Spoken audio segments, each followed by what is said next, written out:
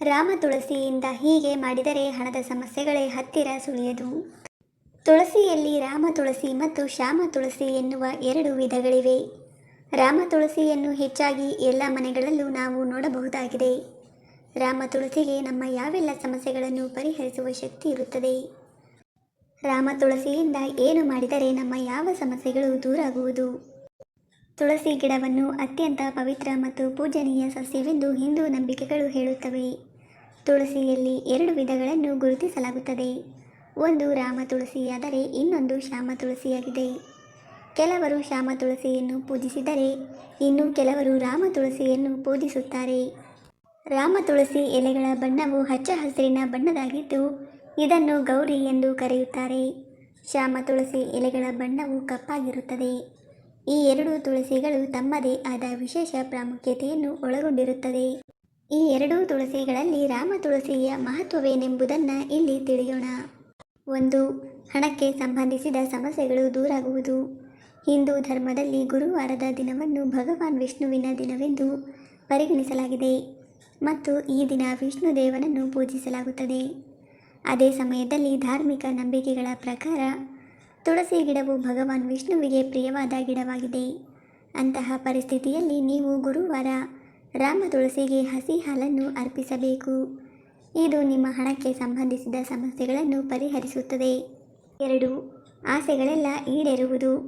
ತಾಯಿ ತುಳಸಿಯ ಆಶೀರ್ವಾದಕ್ಕಾಗಿ ನೀವು ರಾಮ ತುಳಸಿಗೆ 7 ಬಾರಿ ರಕ್ಷಾಸೂತ್ರವನ್ನು ಅಂದರೆ ತಲವಾದಾರವನ್ನು ಕಟ್ಟಬೇಕು ಅಥವಾ ರಕ್ಷಾಸೂತ್ರದಲ್ಲಿ 7 ಗಂಟುಗಳನ್ನು ಹಾಕಿ ತುಳಸಿಗೆ ಕಟ್ಟಬಹುದು.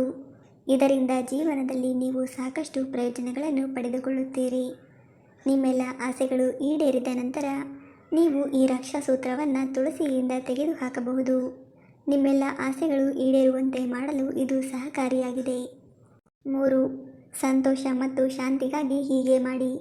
ನಿಮ್ಮ ಮನೆಯಲ್ಲಿ ಸದಾಕಾಲ ಕಲಹಗಳು ಸೃಷ್ಟಿಯಾಗುತ್ತಿದ್ದರೆ ಆಗ ನೀವು ರಾಮ ತುಳಸಿಯಿಂದ ಈ ಪರಿಹಾರ ಕ್ರಮಗಳನ್ನು ತೆಗೆದುಕೊಳ್ಳುವುದು ತುಂಬಾ ಪರಿಣಾಮಕಾರಿಯಾಗಿದೆ.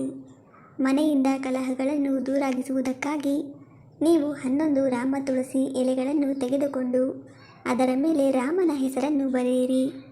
ಬಳಿಕ ಈ ಎಲೆಗಳನ್ನು ಹನುಮಂತನಿಗೆ ಅರ್ಪಿಸಿ. ಈ ಪರಿಹಾರವು ನಿಮ್ಮ ಮನೆಯಲ್ಲಿ ಸಂತೋಷ ಮತ್ತು ಶಾಂತಿಯುತ ವಾತಾವರಣವನ್ನು ಸೃಷ್ಟಿ ಮಾಡುತ್ತದೆ. 4. ವಾಸ್ತುದೋಷ ನಿವಾರಣೆಯಾಗುವುದು. ಪ್ರತಿದಿನ ಮುಸ್ಸಂಜೆ ಸಮಯದಲ್ಲಿ ರಾಮ ತುಳಸಿಯ ಮುಂದೆ ಹಿಟ್ಟಿನ ದೀಪವನ್ನು ಹಚ್ಚಬೇಕು.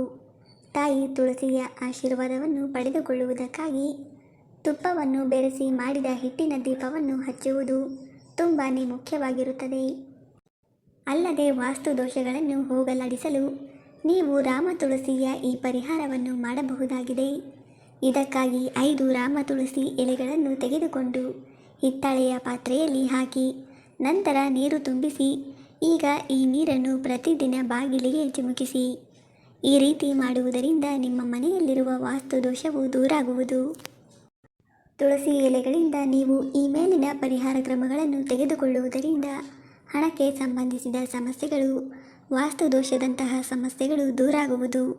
ನಾವು ಮಾಡುವ ಈ ಕೆಲಸವು ನಮ್ಮೆಲ್ಲ ಆಸೆಗಳನ್ನು ಈಡೇರಿಸಿ ಕೌಟುಂಬಿಕ ಶಾಂತಿಯನ್ನು ನೀಡುವುದು.